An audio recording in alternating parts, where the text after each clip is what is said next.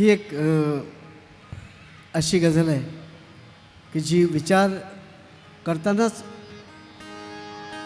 मी इतका स्वतःमध्ये उतरलो होतो की आपण दांभिक वागतो की नाही वागत. आड्यात नाही तर पोहऱ्यात आणायचं, नसूनही आणायचं. हा आपण असं करतो का? आणि करत असू तर ते नाही करायला पाहिजे. करत नसू तर उत्तम गोष्ट आहे. ही शीख, हे शिक्षण किंवा ही एक नसीहत मला मिळाली या गझलमुळं. आणि ही गझल खूप काळापासून मी बांधली होती आणि गायलो नव्हतो, क्वचितच गायलो. तर ती आज गाण्याचा मौका आहे. दा तरार तारा तर दर दा तार नान तार. कि तुम्हारे पाँव के नीचे कोई ज़मीन नहीं, तुम्हारे पाँव के नीचे कोई ज़मीन नहीं, और कमाल ये है कि फिर भी तुम्हें यकीन नहीं. माणसं खूप मोठं असल्याचा आव आणतात, सतत काहीतरी भासवण्याचा प्रयत्न करतात, खोटं खोटं जगण्याचा प्रयत्न करतात. हे शायराला आवडत नाही.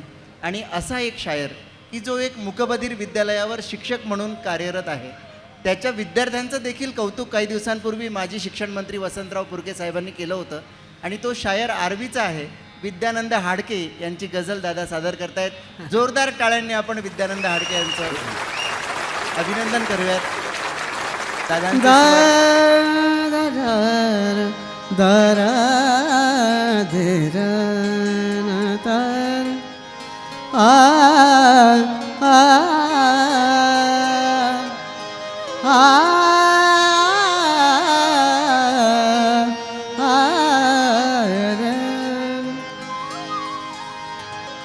रोज छळतात ही जवळची माणसे, जन्म गिळतात ही जवळची माणसे. ऐन वेळी कशी हाक देऊनही दूर पळतात ही जवळची माणसे, जवळची माणसे. नसून काही असण्याचे, नसून काही असण्याचे मी सोंग घेतले नाही.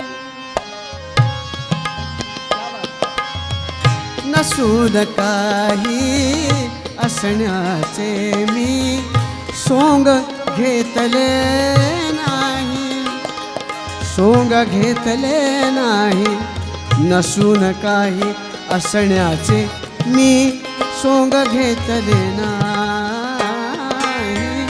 नसून काही असण्याचे मी सोंग घेतले नाही. खोट्याच्या आडोशाला, खोट्याच्या आडोशाला हे सत्य लपवले नाही. नसून काही असण्याचे मी सोंग घेतले नाही.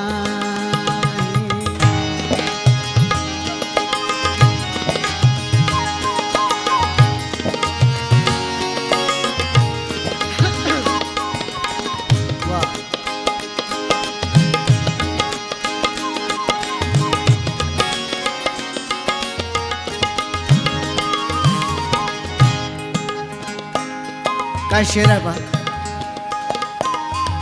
पाण्याच्या थेंबासाठी, पाण्याच्या पाण्याच्या थेंबासाठी डोळ्यात उतरले पाणी.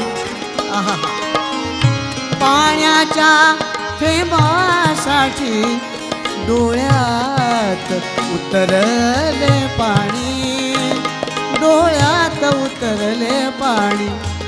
पाण्याच्या थेंबासाठी,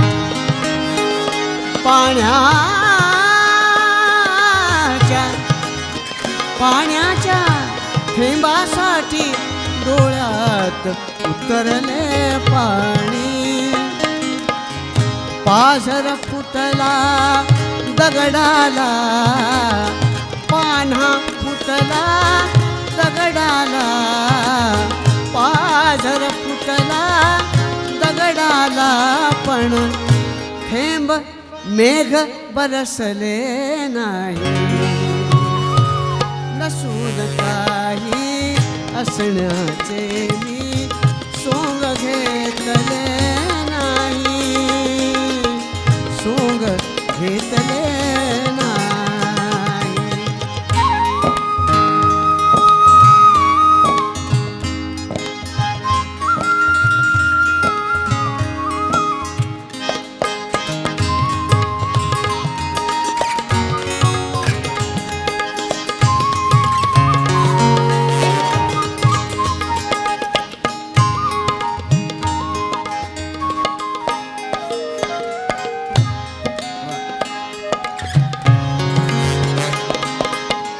आखरी शेर गझलचा, तशी मोठी गझल आहे पण आज आखरी शेर. अशी कशी ही वाढत आहे वृद्धाश्रमात गर्दी. काय शेर आहे हो, सगळ्यांचे डोळे उघडणार शेर. आ आ आ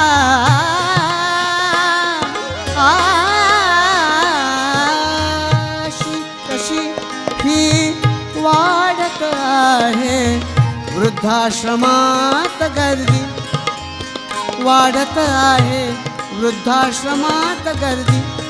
अशी कशी ही वाढत आहे, अशी कशी ही वाढत आहे वृद्धाश्रमात गर्दी. माय बाप का एकाही, माय बाप का एकाही लेकाला कळले नाही. नसून काही असण्याचे मी सोंग घेतले नाही, नसून काही असण्याचे मी सोंग घेतले नाही. खोट्याच्या आडोशाला, खोट्याच्या आडोशाला, खोट्याच्या आडोशाला हे सत्य लपवले नाही.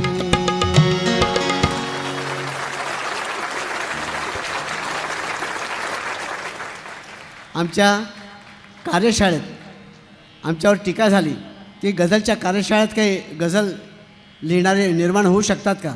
त्याला उत्तर म्हणजे विद्यानंद हाडके.